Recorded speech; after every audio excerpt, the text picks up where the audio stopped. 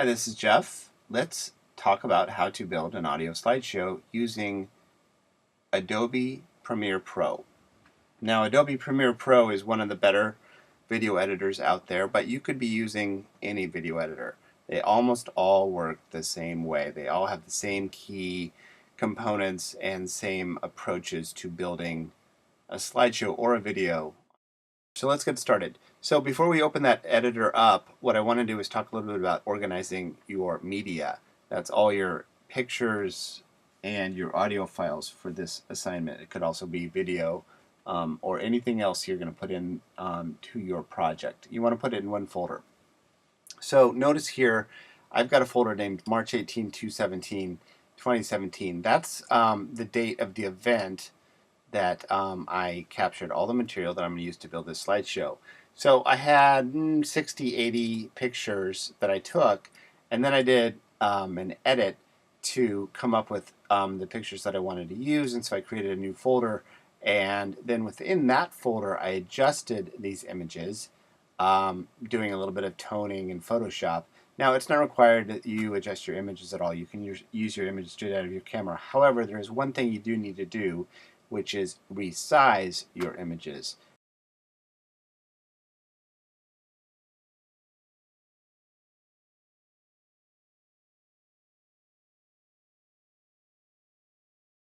So I've got these images that I want to use in the adjusted folder. So I'm going to also create a second project folder to keep my video file in. So I have all these images that I've collected, and I'm going to move those images into the project folder, which is sitting also in my Let's See 5 drive over here. These are just two Finder windows, and this is going to be saved into a folder that I named Premiere Pro Tutorial for this month, and then I have a video project saved here. So what I'm going to do is I'm going to drag that adjusted folder of images over to this folder where I want to use them and I want to draw from them. So all those images are now dropped into Premiere Pro Tutorial, as well as an audio file that I did, and that audio file is a recording that I made with Sarah Jones that I'm going to use in my audio slideshow.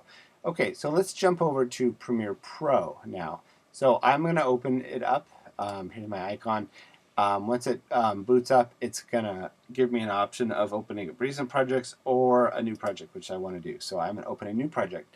Then I get this screen. This screen is telling me, asking me where I want to save the current project that I'm working on. So I'm going to go down here and I'm going to browse to where I want to save this project, and I'm going to save it in, again, that folder that I created named Premiere Pro Tutorial. So I'll scroll down and I'll find it in my Let's See 5 drive, and here it is right here. And so I will choose to save my new project into this folder. So here we go. And then I also want to name my new project, so I'm going to name this Slideshow Tutorial. So that's the name of my project, saved to this folder. Okay, so immediately after that, I will get another window asking me to set my specific information about the media coming in, so Premiere Pro knows what settings to set for this project. Now, many settings are DSLR 1080p 30.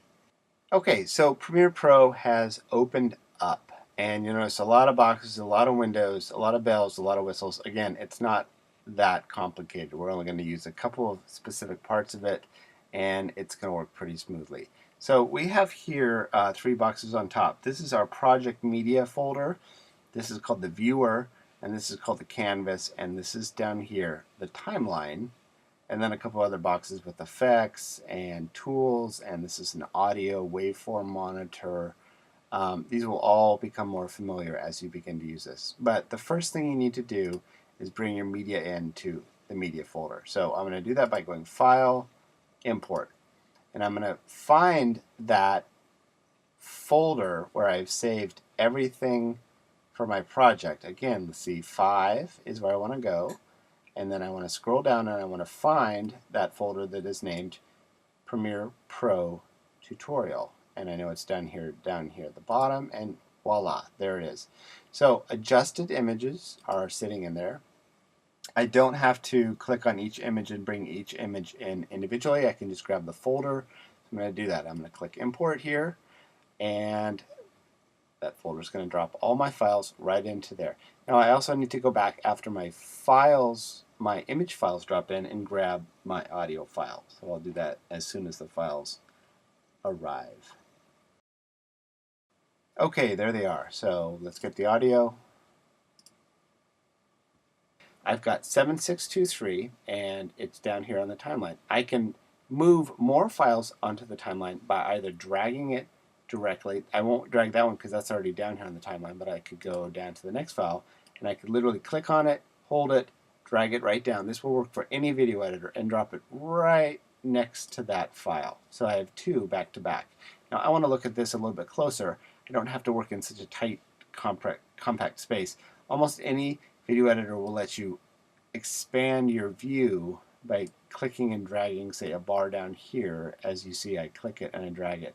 And what that's doing is opening up my view. It's not changing the length or the size of these files at all.